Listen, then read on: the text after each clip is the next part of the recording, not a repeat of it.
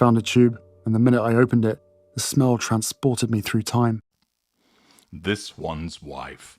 Oh, the humiliation. Hello, I'm hgTudor. Heat reports Prince Harry was joined by this one's wife, as he attended the 2024 ESPY Awards in Los Angeles last week, as you are aware. Wearing a suit and tie. Thanks for that, Heat. We didn't realise that was the case. After all, our eyes don't work when it comes to pictures of this one's wife and Harry. The Duke of Sussex, 39, took to the stage as he was honoured with the Pat Tillman Award for service to recognise his work on the Invictus Games, while this one's wife, 42, who opted for a white halter-neck dress, proudly watched on, i.e. smug rictus grin in place, drinking in all the fuel as a consequence of Harry being an extension of herself. But while they put on a united front, sources have revealed they were left horrified by the backlash in the lead-up to the event, after Harry faced a string of criticism over receiving the prestigious award, which is named after the late NFL player and Army Ranger Pat Tillman. A petition was launched, urging the event organiser and sports channel ESPN to rethink its decision, and had gained over 75,000 signatures. ESPN host Pat McAfee also disapproved of the decision, arguing that Harry's nomination does not fit with the award's intended purpose.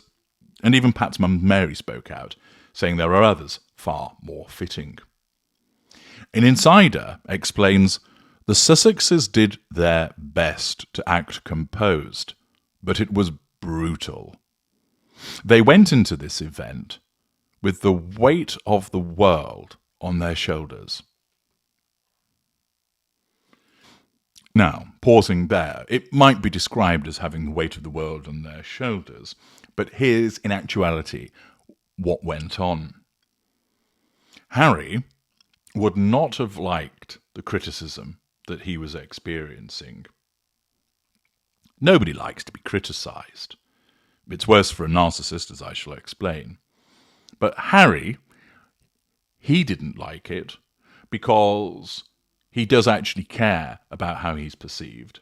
He cares about the Invictus Games.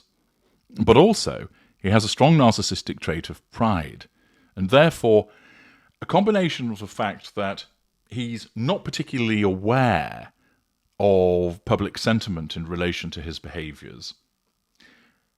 And that's because of a lack of intelligence, his emotional thinking. He's waltzed into the shared fantasy with his wife, and the manipulations that he's subjected to, that his arrogance is heightened, so that there's part of it in terms of why are they criticising me? How dare they criticise me? I do all of this good, and who are they to question me?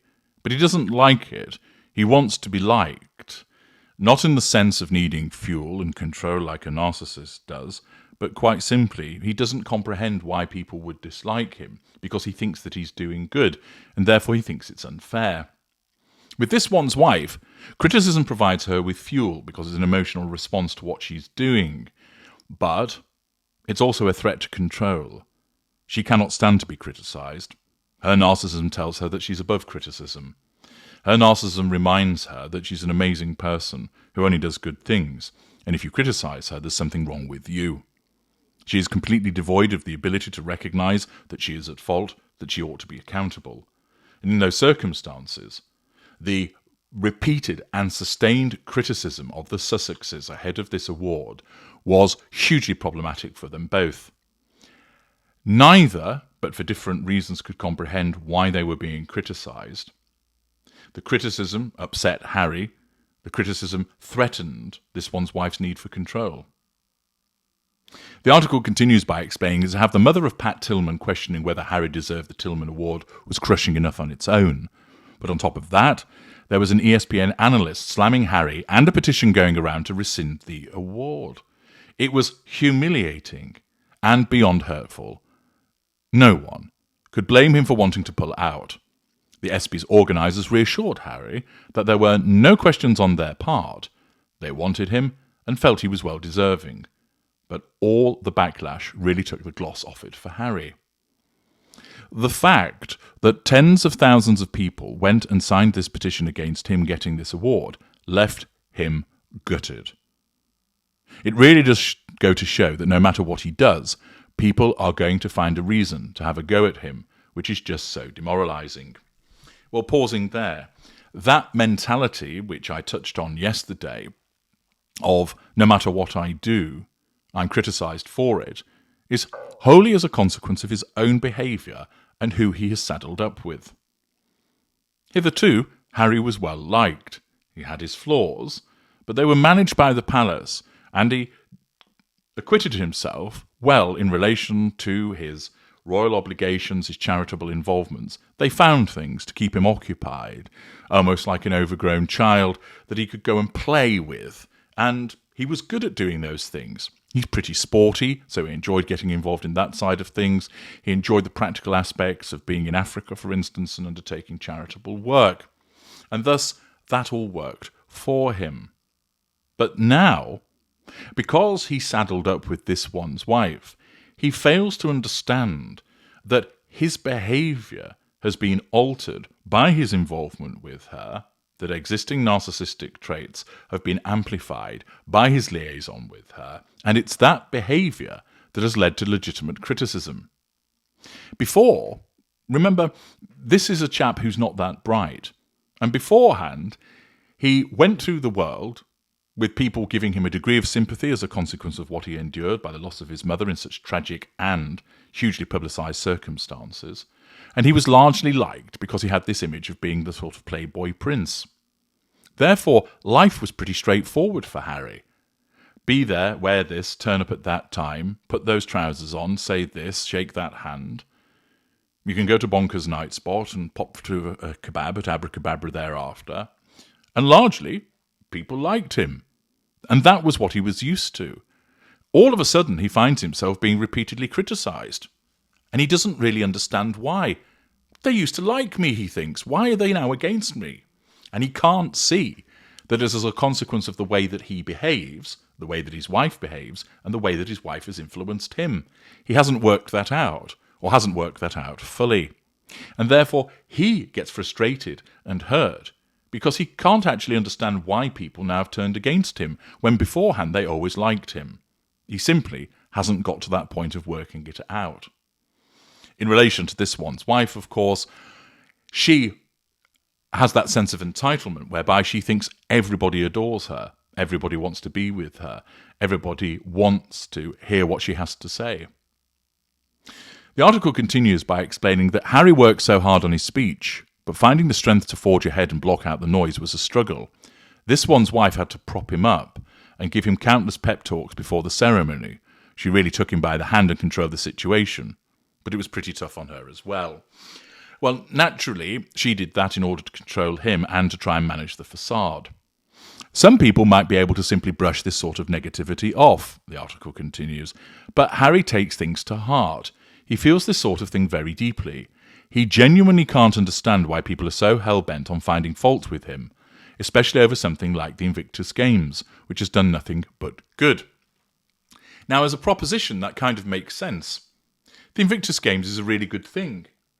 It helps people.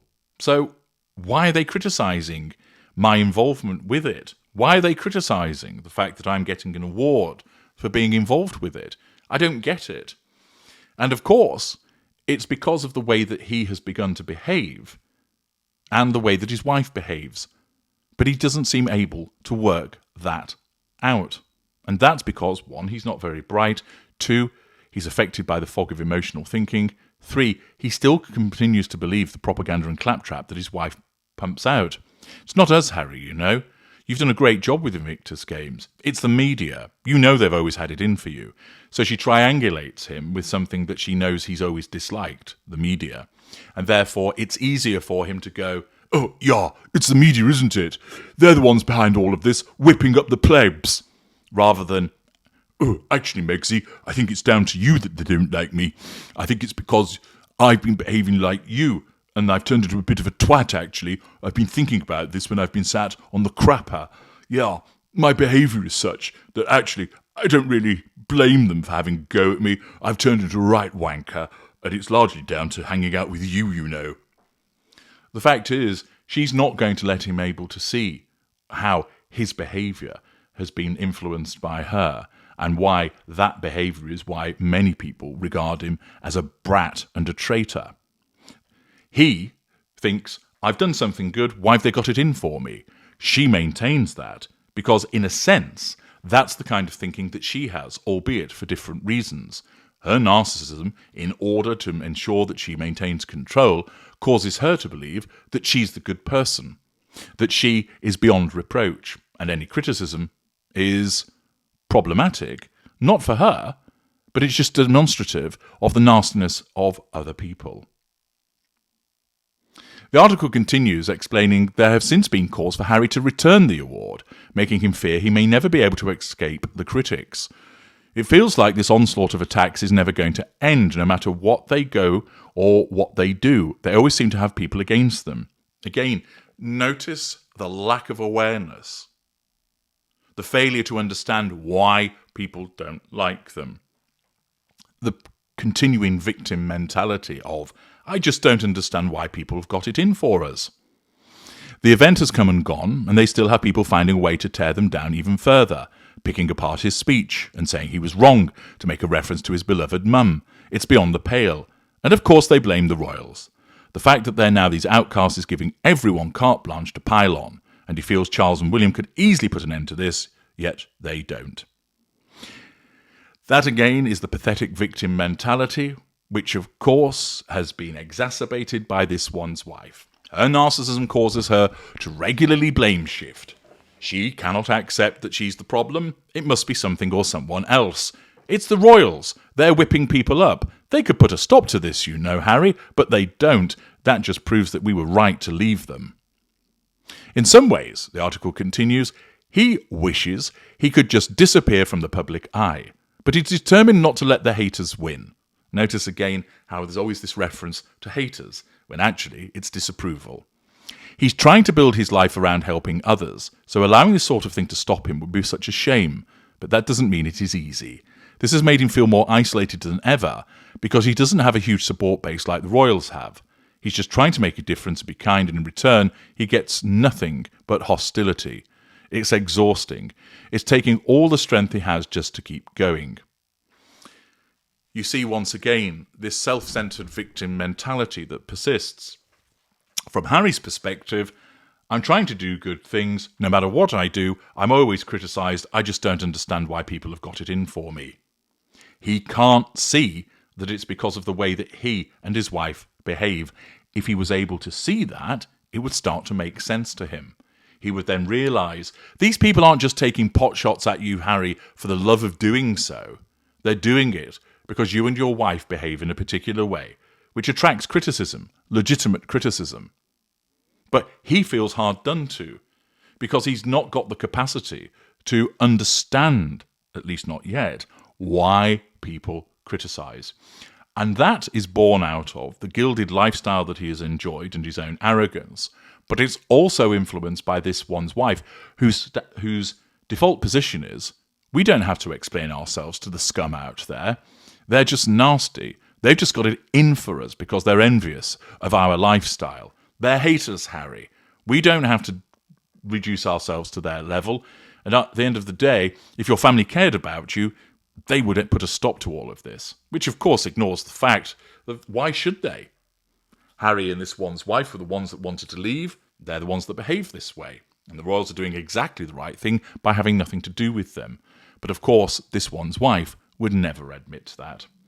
Thus, they have the humiliation of the continued attacks, which they, once again, for differing reasons, simply are unable to process. I'm H.G. Tudor. Thank you for listening.